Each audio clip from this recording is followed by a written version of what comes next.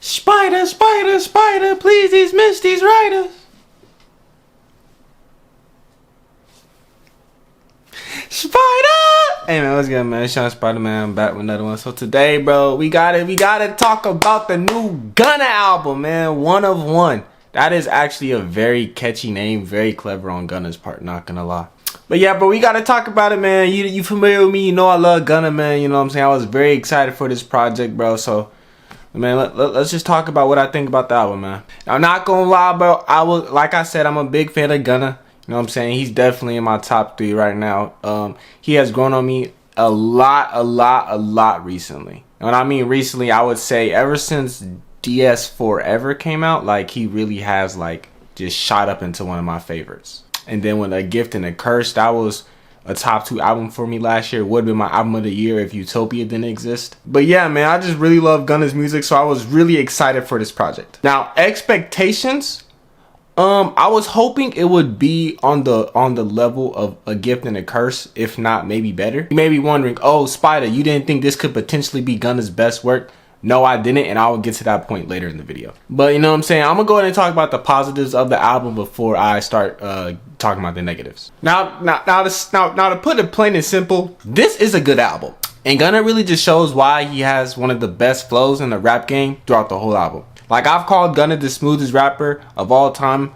and you know what I'm saying? This album just further pushes that agenda. No Diddy, but Gunna real life just be slow stroking the beats. No Diddy, no Diddy. And one thing I did like to see that we have features on this album, because if you remember, on A Gift and a Curse, there was no features. And it's just good to see that there are some rappers starting to you know what I'm saying, come to the side of Gunna, show support for Gunna, and not just like any random rappers. You know what I'm saying? We had some street rappers, some trap rappers in this. We had Offset and Roddy Ricch, and I think it's really big to have a rapper like Offset on this album, who is from Atlanta, who has been tied in with Thug for years. You know what I'm saying? To be on this album, it really does show that maybe one day the industry will start rocking with Gunna again. So I do think there is still hope for that to happen one day. Now, to be honest, probably the best feature on here is Offset, but probably my favorite, bro, is Roddy Ricch, just because I love to see a Roddy Ricch comeback. So that's why it's my favorite. And this is really good for Roddy Ricch, because Gunna's obviously gonna get the spotlight,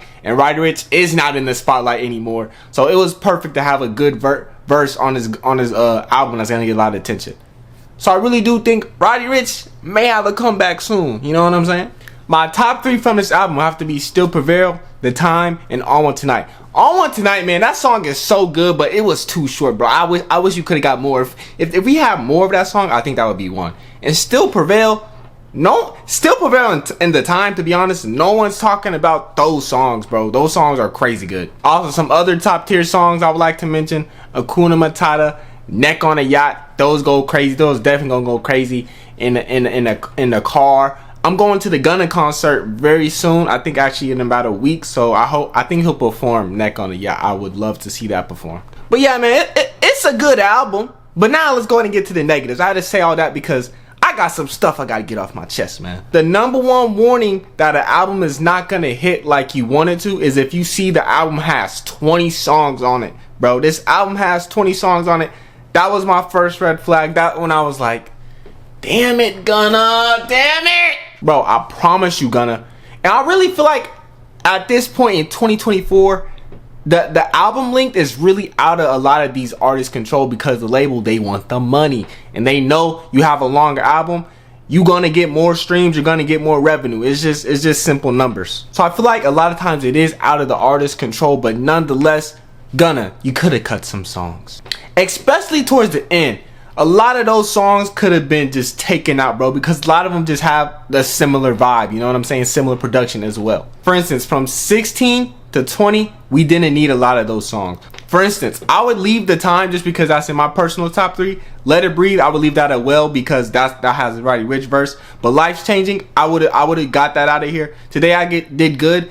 That has a sort of little bit different vibe, so I would have left that. I would have made that the outro. And then Time Reveals, Be Careful What You Wish For, I would have got rid of that personally. It is a good song. It's going to be a perfect song to play at night, but I would have got rid of it, because, you know what I'm saying, I just feel like a lot of these songs have a similar vibe, and you could have got rid of that one. And so, as I said earlier, I didn't think this would be Gunna's best album, and here's my reason why. Gunna has lost a lot. he doesn't have the same advantages.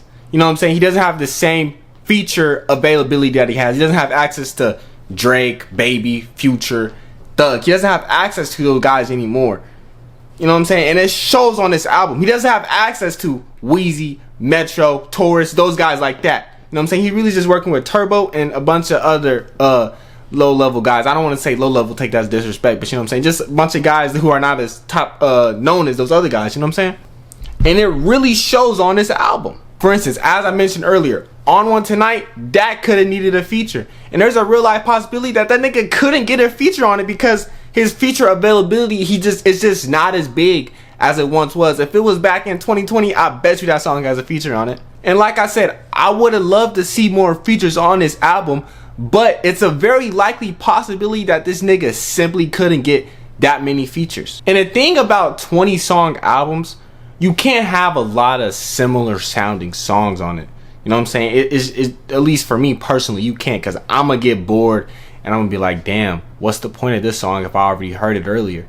For instance, Wunna had 20 songs. I'm pretty sure it's 20 plus.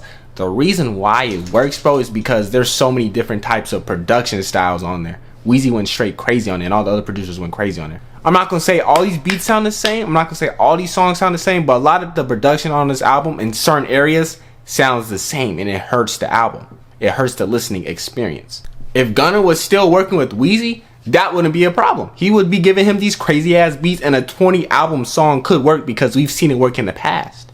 And my main gripe with the album is the length hurts this album, because I'm not gonna value these songs as much because the album is 20 songs. If it was shorter, you know what I'm saying, I'm gonna value these songs a lot more. I'm gonna appreciate them a lot more. But it's 20 songs, so it's just like I've already heard this vibe before. I've already heard this message, this subject matter earlier in the album. What is the point of having it on here? You know what I'm saying? But despite all that, it's still a good album, man.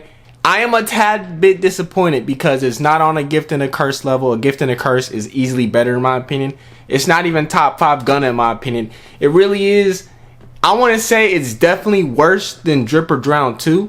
And I would say it's on par with like Drip Harder in my opinion. But like I said, it's still a good album, man. Hey, Gunna fans. I'm a Gunna fan myself. You know what I'm saying? It's still a good album. I like the album. I'm still going to be playing this hoe. And for the score of this album, I would give it about an 80 overall. But listen, man, that's all for my review. I think I'm actually finna do the Chief Keef review next. I'm actually about to shoot it right now. So, hey, man, make sure y'all check that out. And like, comment, subscribe, all the good stuff. Let me know what y'all think of the album, man. Well, Young Spider, I'll y'all. Hee!